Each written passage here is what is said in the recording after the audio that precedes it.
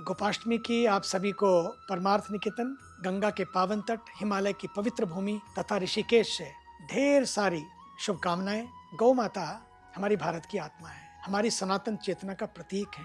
कृषि एवं ऋषि दोनों संस्कृतियों को प्राण देने वाली है। गोपाष्टमी हमारी संस्कृति की आत्मा और सनातन जीवन दर्शन का प्रतिबिंब है। जिस भूमि पर गौ को माँ कहा गया हो, जहाँ वेदों में उन्हें कामधेनु और सर्व संपदा की अधिष्ठात्री कहा गया है, वहीं आज उनका संरक्षण प्रश्न बनकर हमारे सामने खड़ा हो गया है।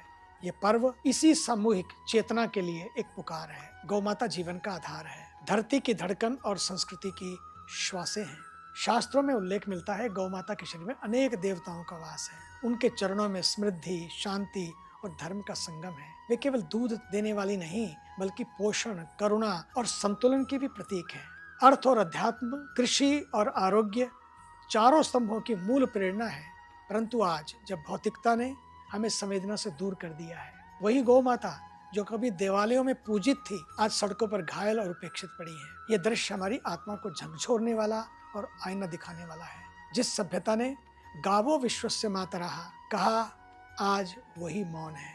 यह मौन हमारा अपराध बनता जा रहा है। और गोपाष्टमी हमें याद दिलाती है कि गौ केवल धर्म नहीं, विज्ञान है। वो केवल पूजन और पोषण नहीं, बल्कि परंपरा और पर्यावरण का भी प्रतीक है। जीवन की आवश्यकता है गौ माता। गौ माता का संरक्षण केवल किसी मत या समाज का कर्तव्य नहीं, बल्कि संपूर्ण मानवता का उत्तरदायित्व है। उनका गोबर, उनका गौमूत्र, उनका दूध, दही, घी, ये पांचों अमृत हैं।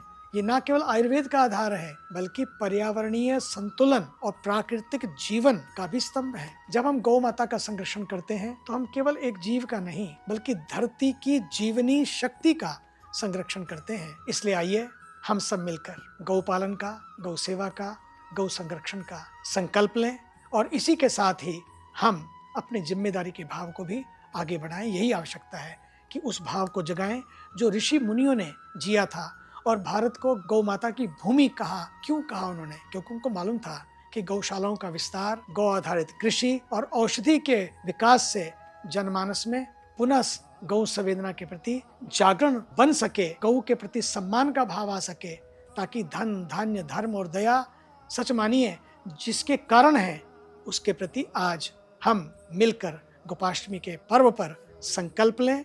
जब तक गौ माता सुरक्षित नहीं, तब तक हमारी संस्कृति, पर्यावरण, परंपराएं और हमारा भविष्य भी सुरक्षित नहीं। गौ तो स्वयं एक संस्कृति है, उनके बिना सनातन की आत्मा अधूरी है। गौ माता की जय।